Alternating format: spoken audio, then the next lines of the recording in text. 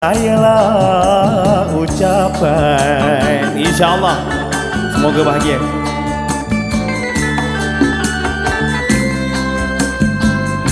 Selamat bersanding pengantinlah baru, pengantin sayang. Semoga bahagia Tuan, semoga bahagia. Kamilah ucapkan. Nyanyi sama-sama.